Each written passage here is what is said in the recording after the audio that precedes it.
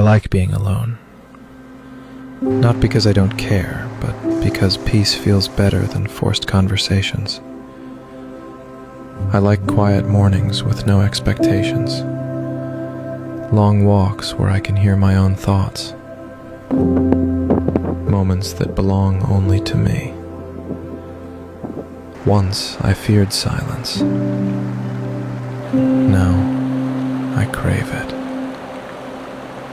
Because when you stop needing others to fill the emptiness, you realize it was never emptiness at all. Just space, waiting to be understood.